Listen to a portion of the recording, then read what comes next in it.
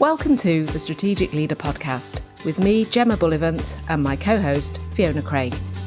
This podcast is for HR professionals and people-focused leaders from any function who want to think, act, and feel naturally more strategic.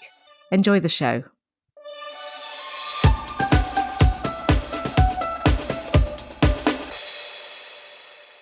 Hi, everyone, and welcome back. Hi, Fee. How are you doing? I'm doing well, thanks, Gem. How are you doing today? I am all good, Fee, all good. Now, today, what we thought we would do is talk about different ways in which teams or groups of people that come together might need to think more intentionally about how they approach that particular gathering. We're going to think about some of the nuances and differences between different approaches. We talked in previous episode, didn't we, about team meetings, the classic gathering. But there's all sorts of other gatherings as well. And with the team meetings, we talked quite a bit about being really intentional about how we approach that. So I think what we're going to also say is we need to be intentional about all the different reasons we might gather together and what we need to achieve from those gatherings and the different techniques or approaches that might be better applicable to specific scenarios. Absolutely. I remember someone saying to me, when you gather a group of people together for like an hour's meeting, what's the cost of all of those people in that room if people are charged out on a day rate or an hourly basis? I saw it on LinkedIn or something where they had it on their meeting rooms. Yeah. That whoever was gathered, it kind of almost came up with a number of how much it was costing that It's hour. so easy. I mean, it has been so easy for several years just to put a meeting in someone's calendar or several people's calendar and show up and then kind of wing it. And if we are reminded of the cost, the sort of billable cost of all those people in that room, we might approach some of these things differently. So that's exactly what we want to tackle today, which is all the different ways that we could approach different ways of gathering. What's the purpose and how might we approach it? Yes. And when we think about this, when we're putting a strategic lens on this, it really is about strategic execution, isn't it? It's about how can we be the most effective version of the team that we belong to, whether it's an official formal team or whether it is an informal group of people that come together to do something. It is effectively a team of sorts. Yes. And we need to think more strategically, more intentionally about how we get the best out of that group, given the cost and other scenarios. So, chuck a scenario at me, Fee. Okay, so, well, I mean, you mentioned team meetings, so let's start with something that most people are really going to be tackling. So let's go with something fairly routine, fairly regular, fairly standard, which might be a team meeting or it might be kind of team status update, is where you might have, I don't know, 6 or 8 people in a room and they're all sharing something or other. So what kind of approach could we take to that? I mean, I see this as a classic one where you simply bung it in the calendar and show up. But what would be a more effective approach for tackling something like that? Well, I think, this falls into the bucket of chairing, doesn't it? Are you chairing a meeting? And that's the role of chair. Now, whether that role is, again, an official, formal role, whether it's an assumed role because you happen to be the leader of that team of people, or whether it is something a little bit more structured, the role of a chair really should be something that we understand enough to know what that person is also going to be expected to do or deliver in that team meeting. So for me, a chair is somebody that makes sure that the right people are in the room, that need to be in the room, that we've got the right kind of things that we're talking about on the agenda, that people are clear on what they do and don't bring. They're possibly managing when things go a bit off track, when things go slightly over time, or when we're not focusing in the right way on certain areas, and probably also garnering some actions, decisions, or whatever it might be that is the outcome that's wanted from that particular meeting. So all of those things you're describing there, Jem, to me, that's what I think of as the process of the conversation. Somebody Mm, needs to keep an eye on the process. What is the task that we need to do yeah, together? And how are we working our way through it? Are we yeah. staying on topic? Are we making the right decisions? Are we capturing the actions? All of those things that you've just said. That's really distinct from the content of the conversation, which is the ideas, the suggestions, the discussions, the kind of debate. So I tend to think of all of these kind of group sessions as like almost like a container, like a box. And the chair in this context is responsible for that box. How big is it? How many people are inside it? What goes on inside the box? What happens at the edges? Are we Yeah. allowed to stray off topic or are we not? So the chair is responsible for the container in which the conversation takes place. You can think of it as the process. And then all the other attendees are responsible for the content. What Mm, what's yeah, the that's a good way of looking at it. And I think sometimes it can flip, can't it? When typically the content starts to get quite complex Mhm. or relies on a fair amount of contribution from the person who would otherwise be the chair. So I'm now thinking I'm just going to fling another one over to you, Fee, as a slightly different Go on then. scenario, which is a strategy away day or some sort of strategy meeting where there's a very specific purpose for that meeting rather than a team meeting, and where there's probably a reasonable amount of complexity or reasonable, certainly some input needed from each person in that room. Yeah. What would you say is the right kind of container and therefore approach for Yeah. that sort of session? So I would say, and these used to, back in the day, these used to be some of my very favorite days at work. Strategy away days. I used to absolutely love them. And I still love them, but from a completely different perspective. This idea about the process versus the content becomes really critical when you're doing a big day like this. And again, that point of what's the cost of having everybody out of the office for a day really brings home that this is we have to use this time and this resource that we've got really, really well, because there's a big cost to the business taking people out of the office for half a day or a day. And so this, I would definitely say, needs a degree of facilitation. And I remember going to an away day with my whole business unit quite early in my career. And there was a stranger at the front of the room when we all arrived. And I was like, what's that person? What are they doing here? Why have we got this random external person joining us? I thought it was a team day. I just did not know what a facilitator's role was. And it became clear throughout the day.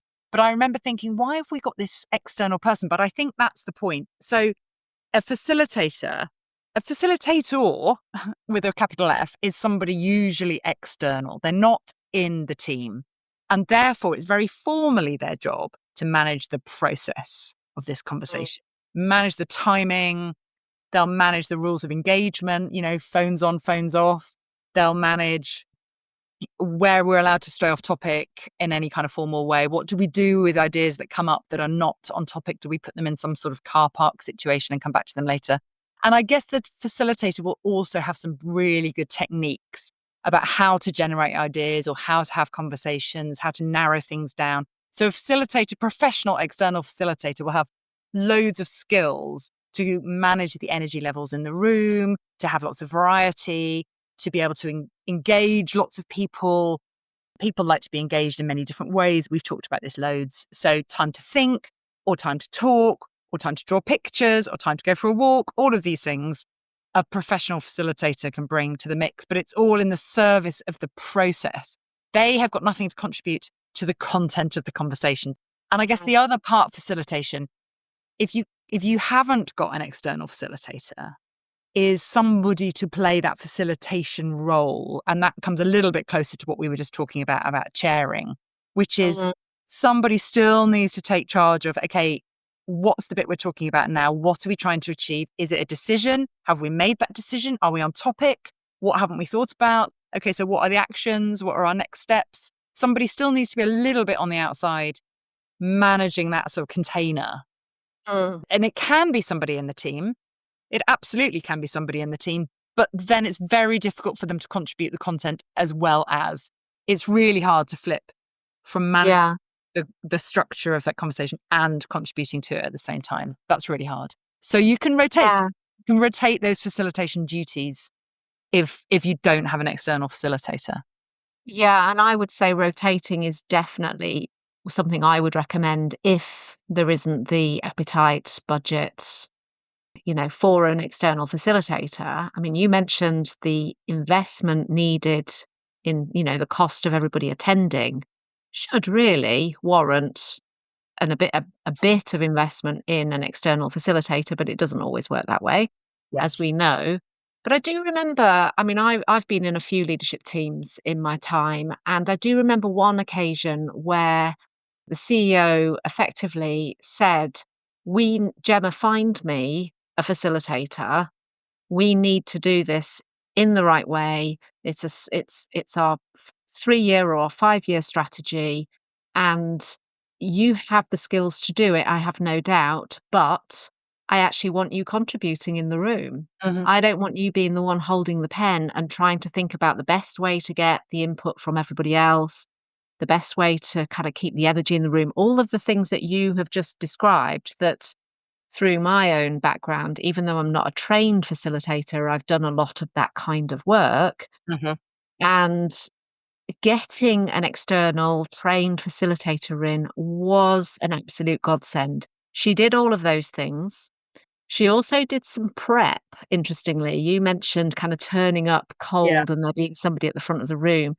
She basically said that we can't have that, and she engaged before the meeting so that everybody knew that she was going to be coming along. That was really important. Because she was impartial and external, she just did not really get sucked into there weren't politics as such, but we always have these relationship kind of Yeah. push and pull type scenarios, don't we, in any team? And of course, she was able to stay distant from that and notice things in a slightly different way. Mhm. She noticed the energy. She noticed that sometimes people needed to write things down on a post-it note before speaking it out loud, all the things we know about introverts and extroverts and how, those styles of thinking can differ. And she brought the glue to the whole thing that Mm. meant that we did have a much better outcome as a result. I could probably have done a decent job of it, but I would say what it would have lacked was my own inputs. Because Yeah. whilst I'm leading the room, I'm not the one scribbling down on Post-it notes, am I? And, we talked about team meetings. Somebody can chair a team meeting because they are routine and you get your chance to input next week. Or sometimes the stakes are not quite as high because their meetings are not quite as critical. But it is incredibly hard to both hold the structure of a meeting and contribute. So Mm. you're definitely going to lose in one quarter or another. So let's look at another, because we talked there about different skills. We talked about facilitation skills, but so let's look at skills more generally though. You've got a scenario where you need to come together because there is something lacking in the skills department, or actually maybe there's nothing lacking. Maybe you just want to get better. There's a recognition that as a group of people, we need to get better at something. We want to get better at something. So what's the solution there? So this is a bit of development work, isn't it? This is either whether it's knowledge or whether it's the what or the how. I think we're in training territory here, aren't we? We're in someone coming in typically to deliver some training. And classically, there's training content, there's ideas, there's tools and techniques, there's technical content, whatever it might be from a training perspective. But then usually these days, any decent training will involve a bit of application, a bit of discussion, a bit of work around how we might go about putting that in place against a typical scenario. We might have some forms of action learning sets that form part of that, which, if you're not familiar with action learning sets, is all about taking a piece of content. So let's say the content, we've talked about the trust equation lots of times on this podcast. And Yeah. so let's say that the piece of content was helping people to understand the trust equation and how it works. Then we will be looking in an action learning set or as a follow-on application of that trust equation, two very specific scenarios that might be playing out in the business. So that for me would be skills development that sits in the realm of training. So the difference there is that somebody has those skills and they bring them in and they share them with the group. There's Yeah. knowledge that exists outside of the group that is being brought into the group and shared. Yeah, and there's always going to be differing skill levels within the group. So there could be some people who are a bit more skilled than others, and an experienced trainer would be able to help draw existing knowledge from the team, share it, build on it, be a refresh for that person who has got some of the knowledge, but also help them to refresh it, reapply it, put it into context of the current organization. So yeah, Well, that would be training.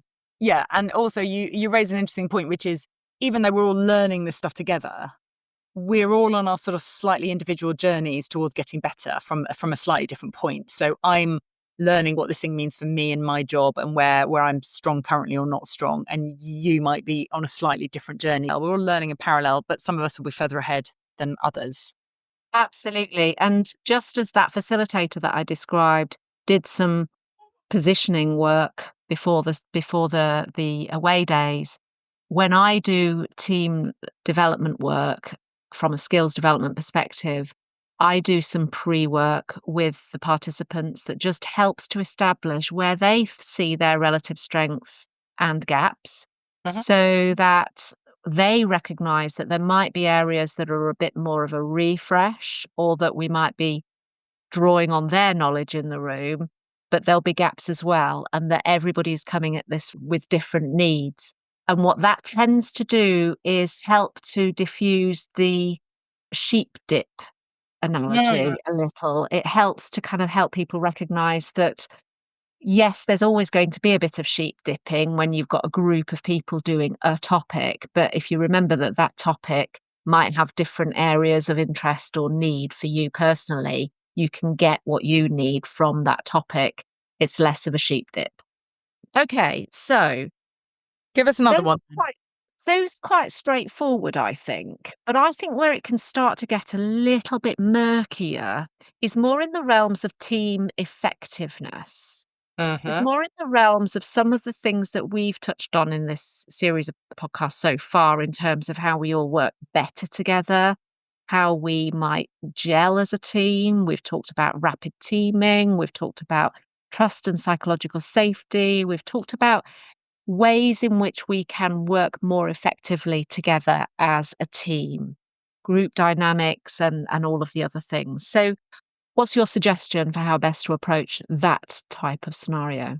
I think, well, that's when I would say that team coaching comes into play. Mm, It's not that we need to learn a bunch of skills and it's not that we need to do some work. It's a question of looking inward. So, like we talked about when you're training, you're sort of learning in parallel. So, you're all sort of lined up in parallel with each other.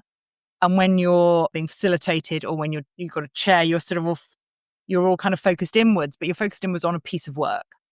Team coaching is when you're all focused inwards, but you're focused inwards on the team itself.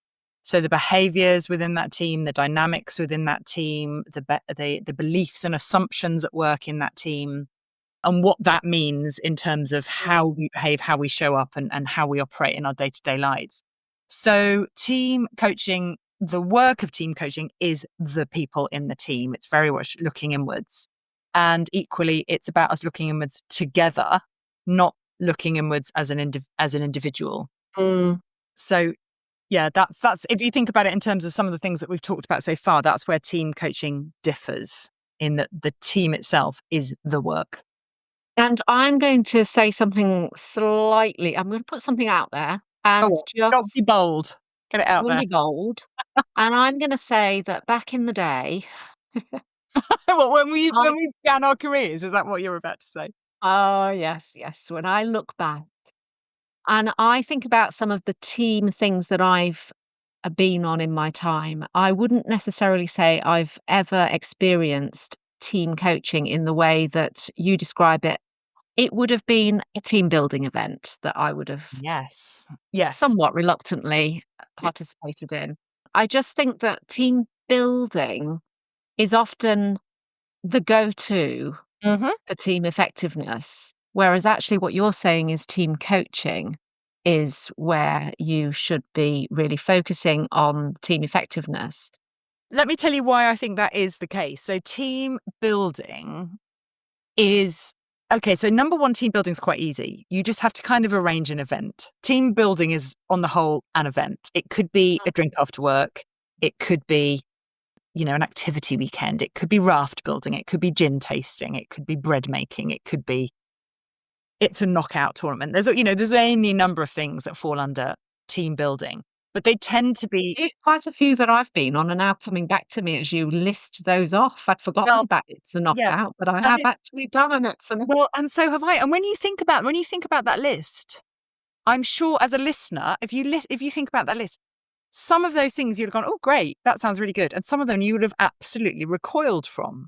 And I remember, there's a lot more awareness now around just general approaches to diversity and inclusion. But I remember some of the things that I have done under the guise of team building in my time require you to be an extrovert, require you to be physically very sound and fit, require you to be a drinker, Mm, require you to be able to roll home, at 11 o'clock at night in a taxi, absolutely, mm, absolutely hammered.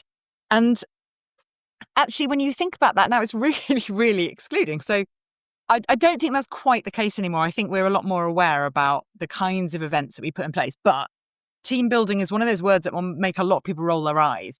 Often it's just based around the event. The event is the important thing, not what are we trying to achieve. It is relational. So in that respect, it's good. It's about building relationships rather than doing a piece of work. But it's quite touch and go. It's quite random in terms of some people are going to love this. Some people are going to love coming together in different contexts. And some people will improve those working relationships permanently as a result. But it's really random. It's really touch and go. Some people will actually hate the experience and some people will enjoy the experience, but nothing will change when they go back to work because it's nothing to do with your working relationships. It's just yes. with your kind of human to human relationships. So it sounds like I'm really dissing team building. I'm not. It can be really wonderful. It can be great fun. I probably even enjoyed, in my 20s, I probably enjoyed some sort of random It's a Knockout thing. But it's really fraught with kind of Yes, it is. inclusion difficulties, and it's just a real scattergun approach to, is this gonna make Yeah. a difference when we get back to the office? Yeah, I think you mentioned the relational aspect being the key outcome, the key change or shift, maybe, that something of like a team building event in the classic sense would hopefully deliver, assuming that you get all of those different individual needs and differences accommodated as best you can. I suppose what team coaching that you've referred to before looks at is what's the relational situation here, but what are some all of the other factors as well? Yes. And that's where it's different for Yeah. me. The human to human element is part of team effectiveness, but it isn't the whole part. It isn't the Yeah. whole. Because it's about it looks at all of those parts, starting from what is the purpose, what do we need to deliver, and therefore how do we need to Mm. show up for each other in the pursuit of delivering that thing? And, how do we need to behave? How do we need to run our meetings? What do we need to know about each other? All of these things is much more structured, I suppose, than team building. It's, it approaches these Yeah. things very intentionally and it really leans into all of them. So I guess the other key difference is that it's an ongoing relationship with your team coach. It's not a one off. Mm. You might meet with your team coach maybe once a month or maybe once every 2 months. You may be working on specific development issues for you outside of that team coaching session, but in pursuit of what the team needs. Mm. Um, so yeah, there's some differences around kind of how structurally it's different from team building. I think that you will get a sense of building the team from team coaching, but Yeah. actually it's much more because you are really leaning into some things that are very kind of relationship based, but it's Yeah. in pursuit of your purpose, which on the whole will be some kind of commercial deliverables. So it Yes. doesn't separate the relationship from the task, if you see what I mean. Got it. So we've talked about some quite specific approaches to typical scenarios, and obviously there's lots of other scenarios that we haven't explicitly mentioned, but I'm sure you can join the dots as you're listening. we've got the chair role, we've got the facilitator role, we've got the trainer, we've got the team coach, and we've got the team builder, I Mhm. suppose. Mhm. The thing to probably close on is to just point out that these are not mutually exclusive. No, absolutely. And they do form quite a pretty Venn diagram, if you like, of ways in which some of those roles can overlap and flex to suit the situation. I've done a leadership development offsite. We were 2 days of a 5 day offsite, bringing together European leaders from across multiple countries, and it was a real mixture of training content, trust Mhm. equation, motivation, your style, how you show up, those sorts of topics, leadership topics, with some facilitation, really needing to read the room, think about how the room was going to participate better. There were 22 leaders in this session. It was a big group, Mhm.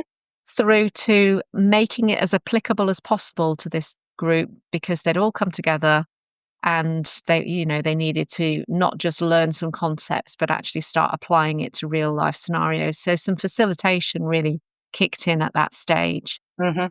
The two leaders that of this group were leaders and therefore had their own parts of the session, and sometimes we were just sort of helping each other out with guiding the best outcomes that were needed in that day. So it was a very fluid event, and that's just one example of many I could probably draw on that says there wasn't one exclusive trainer role in that particular situation. Mhm. I wore a few different hats depending on what was needed in the moment, sometimes flexing it from hour to hour. And I think that's the point, to know that all these different things exist and they do different things allows you to think, "Well, I'll try that one. If that's not the right one, then I might try a different one, or I might ask for some support with something maybe I didn't know that existed as a thing Yeah. or I didn't understand it." So you can't ask for help if you don't know what is there to help you. And Mm. then some things are routine everyday approaches like the chairing. You can roll that out on any day of the week, any kind of conversation. You can have a kind of a chair mentality to it to keep you on track. And some of these things do require a major investment from the business, like, team building, team coaching, so on. This stuff isn't cheap. You can't just pluck it off a shelf. But equally, it does a different thing. So just knowing that there are lots of different approaches out there may help you work out, well, which ones can I bring into the situations I'm in? Which ones can I learn a little bit more about? And which ones can I think, well, actually, over the course of the next year, it might be great to invest some of my development budget in some team coaching or some team building or some training. There's often an assumption we go straight to training. And Mm. often that's because we don't know what else is out there. So, yeah, now that you've got a broader cross section of different approaches, hopefully that will give you more tools in your toolkit. Well, thanks, Fee. That's a great summary and an excellent place to close the conversation today. Listeners, if you have questions about effective teams, working in teams, or a bit curious to know a little bit more about team coaching or team development, do contact us. We're very happy to chat through different approaches, different ways in which you can get the best out of your teams. So, with that, I will bid you good day and thank you very much for listening. Thanks so much for listening, everyone. We'll see you next time. Bye. Bye.